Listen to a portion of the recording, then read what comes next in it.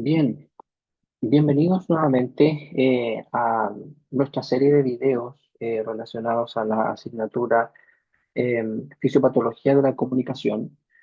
Eh, y en esta oportunidad vamos a comenzar el primero de dos videos que tienen que ver con algunos síndromes genéticos comunes en el ámbito clínico y de importancia para la fonoaudiología. Es importante entender, en todo caso, que estos no son los únicos síndromes genéticos que existen, que hay muchos otros y que, por lo tanto, esta lista no es completa. Así es que, eh, sin más preámbulo, comencemos entonces a revisar estos síndromes genéticos. Eh, en esta presentación vamos a analizar cinco síndromes genéticos: el síndrome de Down, X frágil, el síndrome de Rett, de William y el síndrome de Prader-Willi. El primer video lo vamos a hablar acerca de el síndrome de Down y síndrome de X frágil, más algunos conceptos relacionados con genética. Y en el segundo video vamos a continuar con los tópicos 3, 4 y 5. Bien, antes de comenzar a hablar acerca de los síndromes genéticos, es importante entender algunos o repasar algunos conceptos básicos de genética, ¿ya? Si bien nosotros los fonoaudiólogos no tenemos un gran background en genética, es importante conocer ciertos conceptos genéricos para entender cuando nos enfrentamos a este tipo de trastornos, eh, para poder tener un lenguaje en común con el genetista o con los médicos o con los mismos padres que a veces tienen preguntas hacia nosotros. Y por lo tanto, nosotros como profesionales de la salud debemos también tener en cuenta o saber acerca de estos conceptos. Eh, el primero de ellos, entonces, es tratar de entender qué son los genes. Los genes son la unidad física y funcional fundamental de la herencia. Acuérdense que la herencia es todo aquello que nos transmiten nuestros padres a nivel biológico, desde el mismo instante en que se produce la fecundación. Ya el padre y la madre aportan información genética que es la que nosotros heredamos finalmente. ¿Ya? En los seres humanos los genes varían de tamaño, ya algunos pocos cientos de bases de ADN hasta más de 2 millones de bases. Ya los genes están compuestos por segmentos de ADN y la molécula y el ADN es la molécula que codifica la información genética en las células. Ya entonces los genes son los que contienen el ADN. Eso es un gen. Algunos genes actúan como instrucciones para producir moléculas llamadas proteínas y otros no realizan este tipo de síntesis de proteínas. Ya recuerden que la semana pasada estuvimos hablando de la célula y cómo el ADN a través de los ribosomas, retículo endoplasmático rugoso, aparato de Golgi, participaban en la síntesis de proteínas. ¿Ya? Bueno. Ahora sabemos que el ADN, algunos genes están encargados de la síntesis de proteínas y otros no, ¿ya? Y algunos de ellos entonces van a ser más importantes para ciertas funciones y otros no tanto. Por lo tanto, la alteración de alguno de estos genes va a tener consecuencias dependiendo de si son encargados de codificar proteínas o no. Ahora, importante recordar. Los genes, ¿dónde se encuentran ubicados? En el núcleo, ¿ya? La semana pasada hablamos de que el núcleo que contiene el ADN, pero ahora vamos a especificar un poco más, ¿ya? Dentro del núcleo se encuentran los cromosomas, ¿ya? Los cromosomas poseen ADN y dentro del ADN nosotros con el avance de la ciencia hemos encontrado, el ser humano ha encontrado que el ADN tiene un cierto código que está solamente formado por cuatro letras: la G, la C, la A y la T. El núcleo, bajo el microscopio, es la parte más evidente de la célula. y es la parte más importante. ¿Ya? Está ubicado en el centro de la célula y rodeado por una membrana que mantiene a todos los cromosomas en su interior, es decir, evita que los cromosomas salgan. ¿Ok? Los cromosomas, cada célula existen 23 pares de cromosomas, por lo tanto, en total tenemos 46 cromosomas. Y es por eso que es importante tener en mente este número, porque en algunos síndromes que vamos a ver más adelante hay más de 46 cromosomas. ¿Ya? Entonces los cromosomas están guardados en pares y son estructuras difíciles de observar bajo el microscopio, sin embargo se vuelven más evidentes cuando la célula comienza su proceso de división. El ADN, en términos químicos, el ADN es un polímero de nucleóticos, es decir, un nucleótido, perdón. Un polímero es un compuesto formado por muchas unidades simples unidas entre sí, y estas unidades van a ser las que contienen este genoma humano, este código, ¿ya?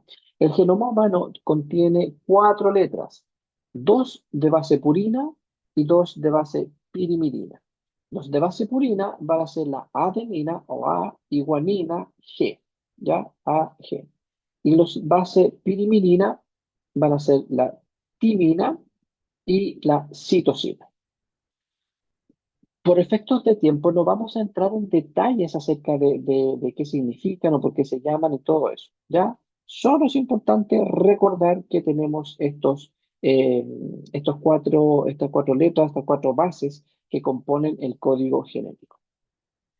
Entonces, con ese breve repaso de lo que es genética, ahora es importante, es interesante definir el concepto de síndrome, ¿ya? Un síndrome es un conjunto de rasgos, ¿ya? O características que se presentan juntas. Cuando yo tengo un grupo de síntomas que parecieran no tener relación entre sí, ya sea, por ejemplo, síntomas que tienen que ver con los pulmones, y síntomas que tienen que ver con el cerebro, lógicamente debiésemos pensar que no hay una relación clara entre ambos. Por lo tanto, cuando sí encontramos que en una enfermedad eh, síntomas pulmonares con síntomas cerebrales se presentan juntamente, entonces estaríamos en condiciones de llamar a esa enfermedad un síndrome. ¿Ya? Síndrome viene del griego sin, que significa juntos, y drome, que significa aparecer. ¿Ya? Es decir, aparecen juntos. O sea, es una colección de hallazgos que se tiende a ver en un número de individuos que de otra manera no estarían relacionados. ¿Ya? Eso es importante. Cuando un órgano se afecta, ese órgano va a generar diferentes síntomas, ¿ya? Por lo tanto, la sola agrupación de síntomas no da para decir que estamos frente a un síndrome. Cuando hablamos de un síndrome, cuando síntomas o signos clínicos de diferentes órganos o sistemas aparecen juntos y que en la lógica no deberían aparecer juntos. Bien, comencemos entonces a hablar de los dos primeros síndromes que vamos a comentar en este video, ¿ya? El primero es el síndrome de Down. La información obtenida acá fue obtenida de este artículo, ya una revisión de la literatura en el año 2023 por Rutika Mask. El síndrome de Down eh, es una anormalidad, es la anormalidad cromosómica más común que ocurre en los seres humanos, ¿ya? Por lo tanto, es una de los síndromes genéticos que vamos a ver con mayor frecuencia en nuestra vida. Ya ocurre en uno de cada 1.000 bebés nacidos vivos, ya cada año, y es una de las mayores causas de déficit intelectual y se asocia con varias condiciones de salud. Por lo tanto, es importante remarcar que los niños con síndrome de Down van a tener un déficit intelectual per se. Es lo primero que nosotros tenemos que tener en cuenta como fonoaudiólogos cuando llegue a nuestra consulta un niño con síndrome de Down. Es decir, va a tener una deficiencia intelectual eh, con él. ¿Ya? Eh, los síntomas más frecuentes del síndrome de Down son el problema de aprendizaje, problemas de aprendizaje y de memoria, ¿ya? Estos van a estar relacionados con este déficit intelectual. enfermedad cardíaca congénita, enfermedad de Alzheimer en etapas posteriores de la vida, ya en sujetos con síndrome de Down ya mayores, leucemia y cáncer. Sin embargo, este síndrome de Down posee una gran variabilidad fenotípica, ¿ya? Es decir, no todos los niños con síndrome de Down van a ser iguales, van a tener los mismos síntomas, no. ¿Qué es un fenotipo? Es una manifestación física y del comportamiento de la información genética que tiene una persona en un ambiente determinado. Esto es súper importante entenderlo porque a pesar de que tengamos un mismo eh, síndrome de Down, por ejemplo, o un mismo daño genético, la manifestación de ese síndrome va a ser relativamente diferente porque el ambiente también va a afectar la expresión de una información genética que viene en nuestras células. ¿Ya? Entonces el fenotipo es una mezcla de lo que yo traigo con mis genes más lo que el ambiente, es decir, la enseñanza, el conocimiento, el aprendizaje, mis experiencias de vida me van a permitir adquirir y que van a impactar en lo que yo traigo biológicamente. Y este concepto es súper importante porque el ambiente me es quien permite que cualquier terapia fonoaudiológica o terapia de rehabilitación tenga un impacto en la condición genética que un paciente con síndrome presenta. Cualquier tipo de síndrome. Ya el fenotipo no es exclusivo del síndrome de Down, sino que cualquier alteración genética va a tener una expresión fenotípica eh, eh, de la cual nosotros vamos a tener que tener en cuenta al momento de hacer una evaluación, porque no porque sea un síndrome de Down, los síntomas van a ser lo mismo. Y nosotros vamos a inmediatamente o automáticamente vamos a inferir que el paciente o el niño tiene este y otros síntomas, ¿ok? Entonces, ahí hay que tener eso en consideración y esto lo da eh, el fenotipo.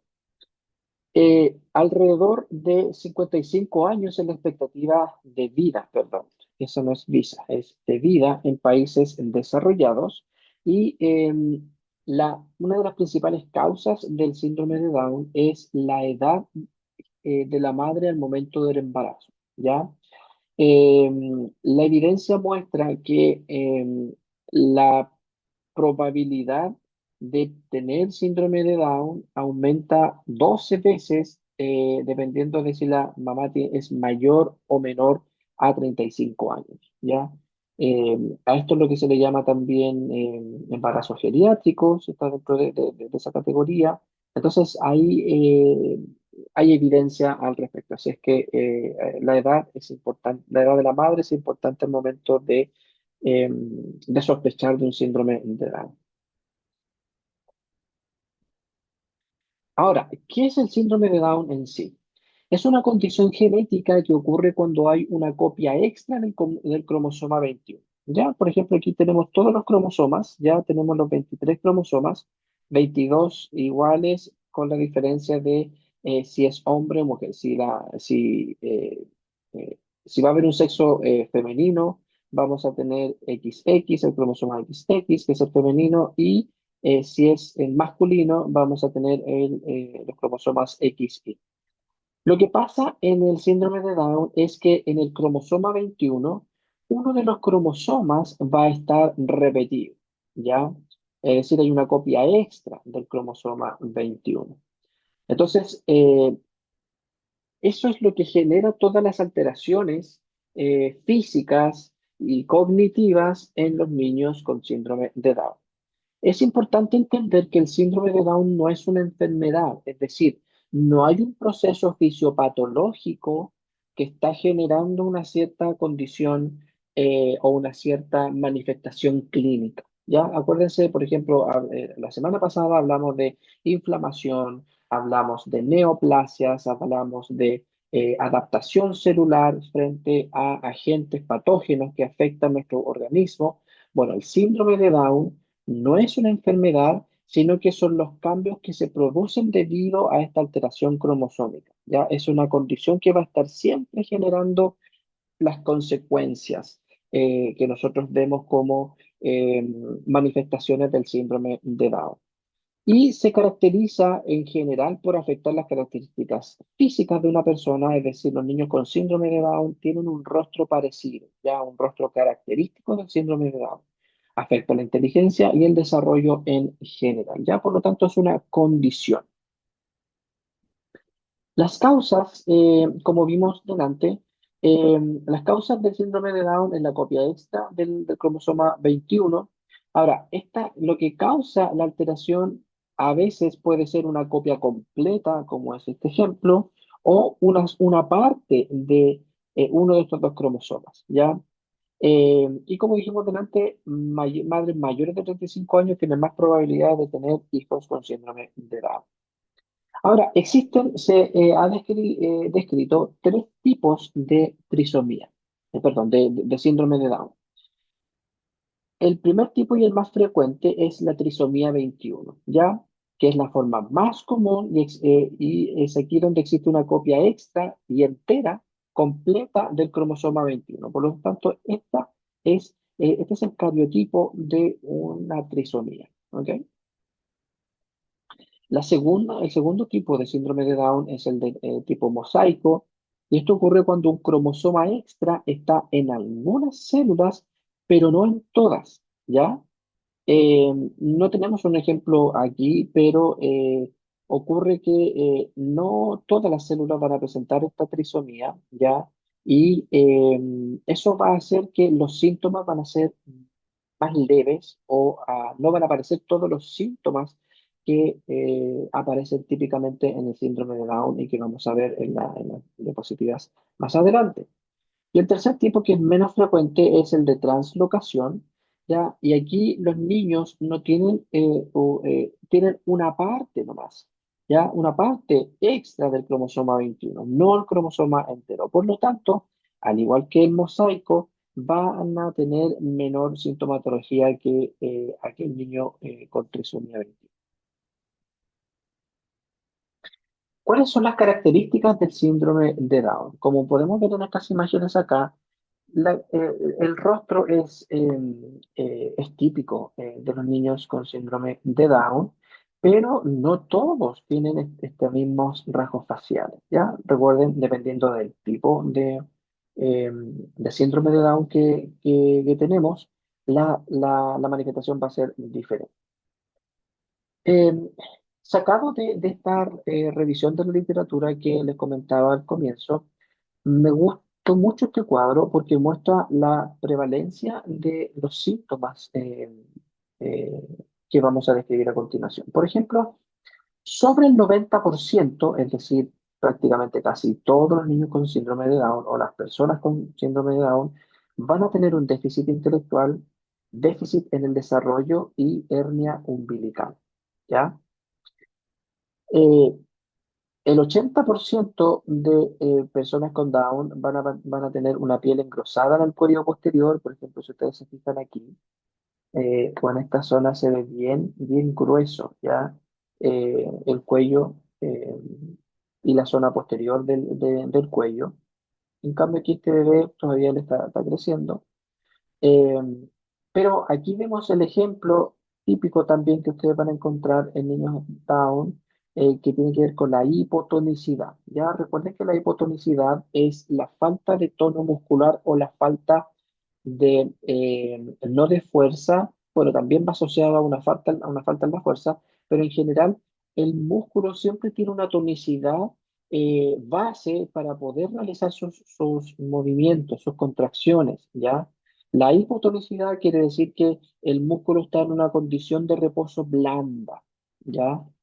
Eh, entonces la hipotonicidad es muy característica de los niños y se da en casi todo el cuerpo. A nivel de boca, los niños van a tener un paladar angosto, ¿ya? Y cuando el paladar está angosto, quiere decir que está muy elevado, ¿ya? Si ustedes imaginan que este es el techo del paladar, ya cuando el paladar está angosto, quiere decir que está así, ¿ya? quiere decir que está elevado. Y ese paladar angosto va a generar problemas respiratorios, ¿ya? Y aquí generalmente los niños con Down manifiestan muchos problemas otorrinolaringológicos debido a esta afectación del paladar. La cabeza plana, ¿ya? Como ustedes lo ven acá, son sumamente flexibles porque tienen una flexibilidad a nivel ligamentosa que es más de lo normal. Otra cosa importante, la macroglosia, es decir, una lengua grande, ya que se ve sobre todo en los niños, en los niños menores de 14 años se va a ver mucho la macroglosia, porque la cara es más chica y la lengua es mucho más grande, entonces se nota mucho más. En cambio, estos chicos que son más adultos no se ve tanto el tema de la macroglosia. Orejas anormales, ya más pequeñitas y un poco también en posiciones complejas, ya en posiciones bien diferentes. Nariz aplanada, ¿ya? Si ustedes se fijan, es decir, el puente nasal no va a estar bien elevada, entonces por eso es una nariz como bien chatita, ¿ya? Como bien aplanada. Y después ya tenemos una gran cantidad de síntomas que pueden darse en menor medida. Ya, por ejemplo, a ver, de los que me llaman la atención acá, eh, la lengua protruida. Como fonoaudiólogos, la lengua protruida es esta posición que vemos acá. Ya es una lengua que se va a alojar entre medio de los dientes. Y eso va a hacer o empeorar, por decirlo de alguna forma, va a empeorar el paladar angosto que ya tenemos. ¿Ya? ¿Qué otra cosa importante de acá? No los vamos a revisar todos porque después ustedes lo revisan ya con mayor detención.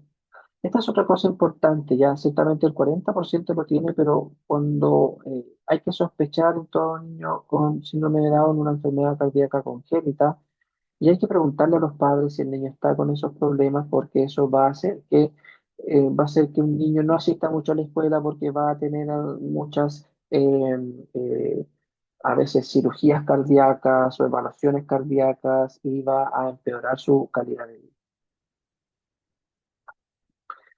Bien, y a grandes rasgos, entonces, eso es todo lo que teníamos que comentar de el síndrome de Down. Eh, este repaso de estos síndromes es bastante genérico. Ya más adelante, conforme ustedes vayan avanzando en los cursos de su asignatura, o perdón, de su carrera, van a ir viendo van a dedicar más tiempo a estos trastornos, sobre todo desde el punto de vista fonoaudiológico. ¿Ya? Recuerden que en esta asignatura es una primera introducción a estos síndromes para que ustedes vayan familiarizándose con los conceptos o las patologías más recurrentes que van a ver en la clínica fonoaudiológica. Continuamos ahora con el síndrome de X frágil. Ya esto está tomado de una revisión sistemática de Genovese Butler en el 2025. Eh, Así que está bastante actualizada esta revisión.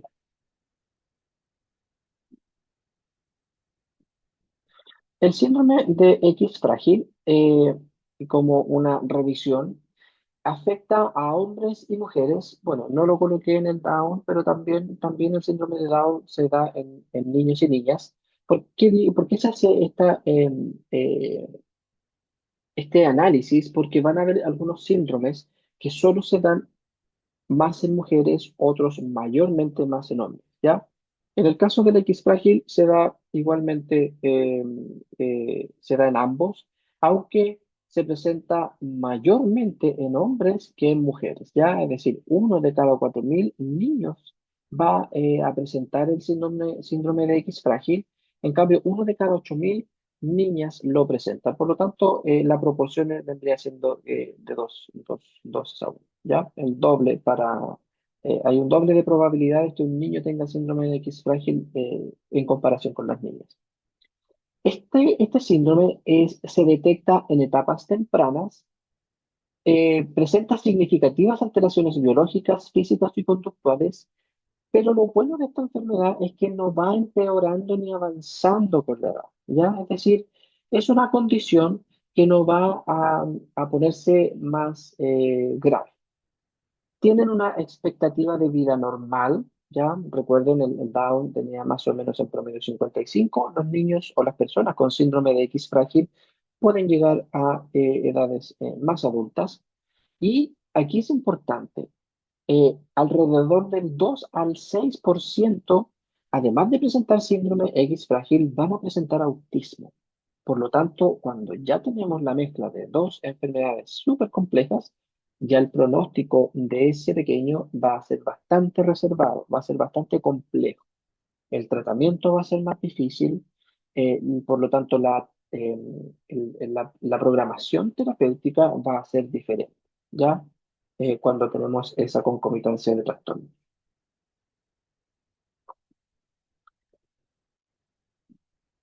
Ahora, con respecto a la genética y lo que causa el síndrome de X frágil, es que el gen FMR1, que está ubicado en el cromosoma X, posee una fragilidad en un sitio, ¿ya?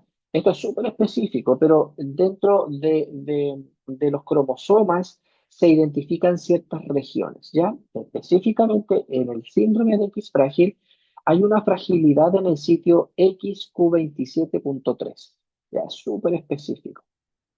Ahora, este gen que está frágil, ya que tiene una fragilidad en esta zona, codifica una proteína llamada FMRP que se expresa mayoritariamente en el cerebro y tejido testicular, pero también está en otros sistemas orgánicos. Por lo tanto, como se expresa mayormente en el cerebro y como está frágil, va a haber un gen que no está funcionando al 100%. Ese déficit de funcionamiento va a hacer o va a explicar los problemas cognitivos que tienen estos niños, ¿ya? Y por lo tanto también va a afectar el tema testicular con todo lo que tiene que ver con las hormonas varoniles, ya masculinas. Por eso se explica que el síndrome de X frágil se va a presentar 2 veces más que en las mujeres, ¿ya? Las madres portadoras del gen lo transmiten a sus hijos. Se expresa, por lo tanto, mayormente en hombres por la existencia de un solo cromosoma X. Recuerden que los hombres tienen el cromosoma XY, ya por lo tanto, el único cromosoma X que tiene está deficiente, ya posee una fragilidad. Por lo tanto, todos los niños eh, que tengan un X frágil van a tener síntomas van a presentar los síntomas, perdón. En cambio, recuerden que las mujeres tienen dos cromosomas X, por lo tanto, el cromosoma X sano va a ayudar a compensar el déficit, por lo tanto, uno puede hipotetizar que las niñas van a tener sintomatología más leve, por decirlo de alguna forma, por este hecho de compensación de este síndrome, perdón, de este cromosoma X que no está frágil. ¿Ok? ¿Cuáles son las características del síndrome X frágil? Ya tenemos varias características. ¿Ya? El fenotipo. ¿Cuál es el fenotipo? Este rostro que es característico. ¿Ya? Una cara alargada, orejas anchas y prominentes, es decir, como se dice, ya son un poco orejoncitos estos chiquillos. ¿Ya? Tienen un paladar alto o arqueado. ¿Ya? Generalmente, siempre que ustedes vean, y esto van a ir aprendiendo ustedes con el tiempo, siempre que hay una cara larga, el paladar va a estar alargado, ¿ya? Y un paladar alargado va a generar que la cavidad nasal va a ser chiquitita, va a ser reducida. Y eso va a llevar a que el aire pase predominantemente más por la boca, ¿ya? Por la boca que por la nariz, porque por la nariz va a tener menos espacio, porque este es un paladar alto. Y lo importante de tener la consecuencia de un paladar alto es que el aire no es filtrado por los pelos que tenemos nosotros en la nariz, ya por lo tanto el aire no va a ser filtrado, es decir, no va a ser ni calentado, ni entibiado, perdón, ni filtrado con todos los microorganismos que están alrededor nuestro. Entonces, cuando el aire entra por la boca, el aire entra directamente con toda esa suciedad a los pulmones y por lo tanto va a generar infecciones. ¿ya? Por lo tanto, son niños que, exactamente no aparece acá, pero son niños que van a tener altos cuadros otorrinolaringológicos producto de este concepto del paladar alto. Presentan también algunos el pectus excavatum, que es esta situación, ya que el paladar está hundido. Presentan pie plano y también presentan hipotonicidad. Sin embargo, existe evidencia, ya esta revisión sistemática que estamos utilizando para esta clase, nos mostró que el 30% puede no presentar estas características, no todas, ¿ya? Ciertamente la cara del fenotipo va a ser presente, pero algunos puede que las presenten en un grado más leve.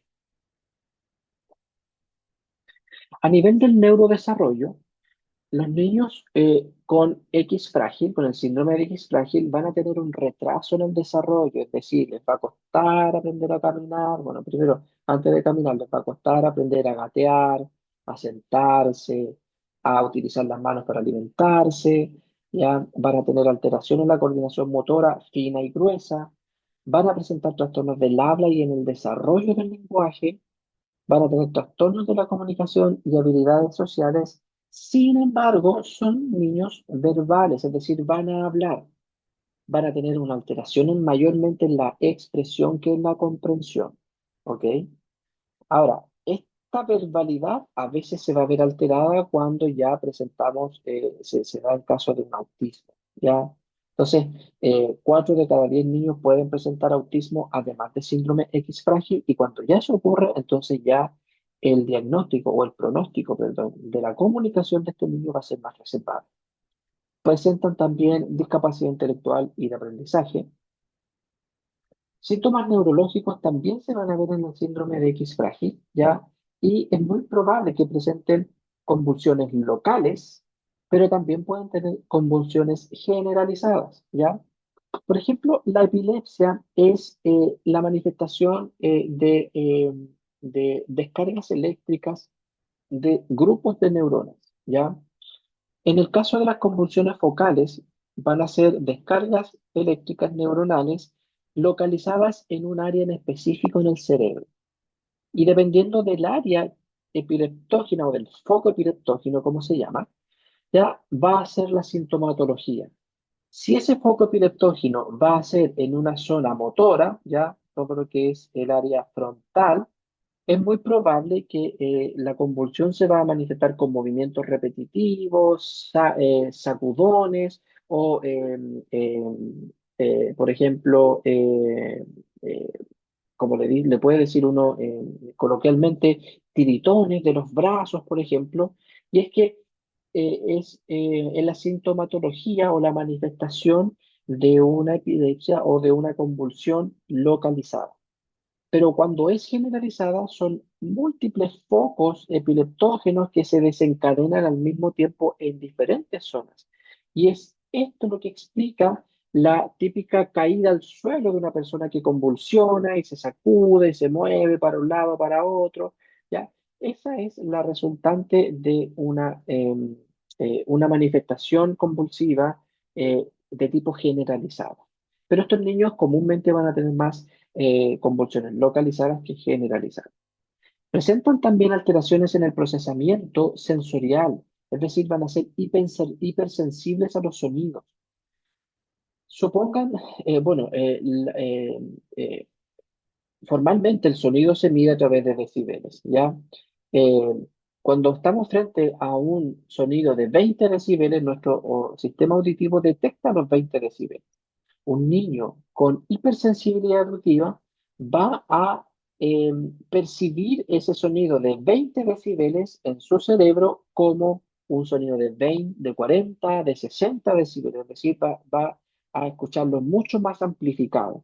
Y eso va a generar irritabilidad, va a generar que el niño se descompense, le afecten los sonidos, que se lleve las manos a los oídos, porque va a tener una reacción mayor a la normal frente a un estímulo que para nosotros, por ejemplo, es totalmente normal. Y lo mismo con el tema visoespacial, van a presentar alteraciones visoespaciales, a lo mejor van a tener problemas en la coordinación mano-ojo, ya es decir, yo miro algo y voy y lo tomo, ¿ya? A lo mejor esa coordinación va a ver afectada en este tipo de niños, lo cual también va a estar relacionado con problemas o va a explicar alteraciones en el desarrollo psicomotor. Y finalmente, las características conductuales y psiquiátricas del síndrome X frágil son las que eh, de alguna forma determinan o son súper características de estos niños. Ya el síndrome de X frágil. Van a tener dificultades en mantener contacto visual, es decir, a ver, en la comunicación nosotros necesitamos mirar a la cara a la persona. Se describe que la visión del ser humano no es hacia el ojo del interlocutor, sino que es generalmente hacia el área de la boca. Bueno, los niños con X frágil no van a ser buenos para mirar a la cara a la persona. No es mirar a los ojos, sino que mirar a la cara. Van a ser sumamente vergonzosos, lo cual les va a llevar a estar en una condición de aislamiento social. No van a ser muy sociables estos niños. Por lo tanto, van a tener deficientes habilidades sociales, no van a controlar bien sus emociones. Acuérdense que perdón, no acuérdense, sino que estas disregulaciones emocionales se van a explicar muchas veces por esta hipersensibilidad que van a tener hacia la estimulación visoespacial o acústica. Ya entonces ahí todo se va sumando. Esto es como una bola de nieve que va explicando ciertas cosas o va afectando otros. Entonces, es un cuadro bastante complejo para estos chiquillos. Van a tener conductas repetitivas o estereotipadas. Estas conductas son conductas no voluntarias, no son controladas, sino que hay ciertos estímulos que las desencadenan, que las gatillan, como por ejemplo el aleteo, ya van a estar así con las manos moviéndose, o van a tener rotación de las manos, van a generar sonidos repetitivos, van a estar obsesionados eh, con ciertas cosas, por ejemplo, no un niño con síndrome de X frágil, sino que un niño con autismo que yo conocí, pero que tienen esta misma sintomatología. Me acuerdo que a él le obsesionaba chupar lana y su deleite era andar con lana en la boca y esas son obsesiones que vamos a encontrar en los niños. Presentan también pataletas, aquí perdón por esa L, pataletas, autoagresiones, pero no solamente con ellos, sino que también con otros. Y las autoagresiones no son fáciles de manejar porque son niños por ejemplo, que se muerden la mano, que se muerden un dedo, que se van a golpear, son susceptibles también de padecer trastornos por déficit atencional e hiperactividad, ansiedad y depresión. Entonces, a nivel conductual, los niños con síndrome de X frágil van a estar bastante complicados, ¿ya? Y esto va a ser algo que, como fonoaudiólogos, ustedes tienen que tener en cuenta al momento de tratar, ¿ya? Porque estos cuadros muchas veces nos impiden hacer nuestra terapia fonoaudiológica. Entonces ahí hay un conocimiento que ustedes tienen que hacer de manejar bien estas situaciones, controlar bien al niño, pero también con ayuda de especialistas como los psicólogos. Y bien, entonces hasta aquí dejamos este primer video con respecto a los síndromes o algunos síndromes genéticos. Y en el siguiente video vamos a revisar el síndrome de Rett, síndrome de Williams y síndrome de Prader-Willi. Nos vemos en el siguiente video. Muchas gracias por su atención.